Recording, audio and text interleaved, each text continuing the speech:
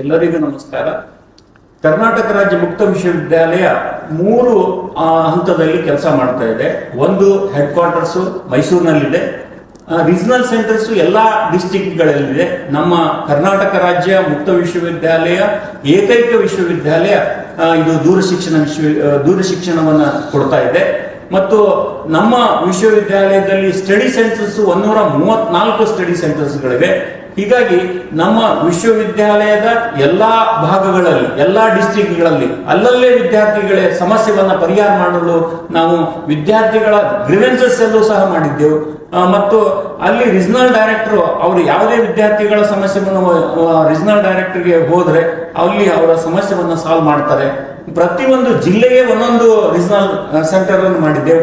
ಮತ್ತು ನಾನು ಬಂದ್ಮೇಲೆ ಪ್ರತಿಯೊಂದು ಡಿಸಿಗೆ ಲೆಟರ್ ಅನ್ನು ಬರೆದು ನಮ್ಮ ವಿಶ್ವವಿದ್ಯಾಲಯ ಸಲುವಾಗಿ 1 ಎಕರೆ 2 ಎಕರೆ ಲ್ಯಾಂಡ್ ಅನ್ನು ಕೊಡಬೇಕಂತ ಕೇಳಿದಾಗ ನಮ್ಮ ವಿಶ್ವವಿದ್ಯಾಲಯದಲ್ಲಿ ಪ್ರಥಮವಾಗಿ ಯಾದಗಿರಿ ಜಿಲ್ಲೆಯ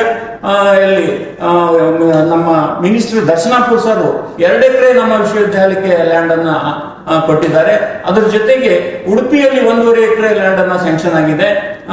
ಮತ್ತು ಬಿಜಾಪುರ್ನಲ್ಲಿ 3 ಎಕರೆ ಸ್ಯಾಂಕ್ಷನ್ ಆಗಿದೆ. ಮತ್ತು ಗುಲ್ಬರ್ಗಾನಲ್ಲಿ ಈಗಾಗಲೇ 1.5 ಎಕರೆಯನ್ನ ಲ್ಯಾಂಡ್ ಅನ್ನ ನಾವು ರಿಜಿಸ್ಟ್ರೇಷನ್ ನಮ್ಮ ಹೆಸರಿಗೆ ಮಾಡ್ಕೊಂಡಿದ್ದೆವು.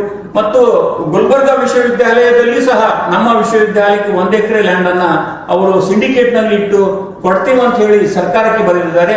ಅದು MOU ಮಾಡ್ಕೊಂಡ ತಕ್ಷಣ ಅದು ನಮ್ಮ ವಿಶ್ವವಿದ್ಯಾಲಯಕ್ಕೆ ಬರ್ತದೆ. ಮತ್ತು ಬೆಂಗಳೂರಲ್ಲಿ 12 ವರ್ಷದಿಂದ ಪೆಂಡಿಂಗ್ ಇದ್ದಂತಹ ಕೆಲಸ 1 ಎಕರೆ ಲ್ಯಾಂಡ್ ಅನ್ನ ಅಲ್ಲಿ ಯೂನಿವರ್ಸಿಟಿ ಸಮೀಪ ವಿಶ್ವೇಶ್ವರಯ್ಯ ಲೇಔಟ್ ನಲ್ಲಿ ನಮಗೆ ಮೊನ್ನೆ ಸ್ಯಾಂಕ್ಷನ್ ಆಗಿದೆ. ಹೀಗಾಗಿ ಪ್ರತಿಯೊಂದು ಜಿಲ್ಲೆಯಲ್ಲಿ ನಮ್ಮದೇ ಆದಂತಹ ಪ್ರಾದೇಶಿಕ ಕೇಂದ್ರಗಳನ್ನ ಪ್ರಾರಂಭ ಮಾಡಲು ಎಲ್ಲ ಸಹಕಾರವನ್ನ ಸರ್ಕಾರದಿಂದನೂ ಸಹ ಕೊಡ್ತಾ ಇದ್ದಾರೆ. ಹೀಗಾಗಿ ನಮ್ಮ ವಿಶ್ವವಿದ್ಯಾಲಯ ಬೆಳವಣಿಗೆಯಲ್ಲಿ ಎಲ್ಲರೂ ಸಹಾಯ ಮಾಡ್ತಾ ಇದ್ದಾರೆ ಅಂತ ನಾನು ಈ ಸಂದರ್ಭದಲ್ಲಿ ಹೇಳ್ತಾ ಇದ್ದೀನಿ. ಯಾಕಂದ್ರೆ ತಮಗೆಲ್ಲ ಗೊತ್ತಿರಬಹುದು, ಸರ್ಕಾರದ ಉದ್ದೇಶ ಏನಿರ್ತದೆ ಅಂದ್ರೆ ಎಜುಕೇಶನ್ ಟು ಆಲ್, ಎಲ್ಲರಿಗೂ ಎಜುಕೇಶನ್ ಅನ್ನ ಕೊಡಬೇಕು, ಹೈಯರ್ ಉನ್ನತ ಶಿಕ್ಷಣವನ್ನು ಎಲ್ಲರೂ ಪಡೀಬೇಕು ಅಂತ ಅವರ ಉದ್ದೇಶ ಇದೆ. ಆ ಉದ್ದೇಶವನ್ನ ನಮ್ಮ ವಿಶ್ವವಿದ್ಯಾಲಯ ನಾವು ಈಡೇರಿಸ್ತಾ ಇದ್ದೇವೆ ಅಂತ ಈ ಸಂದರ್ಭದಲ್ಲಿ ಹೇಳಲು ಬಯಸ್ತೇನೆ.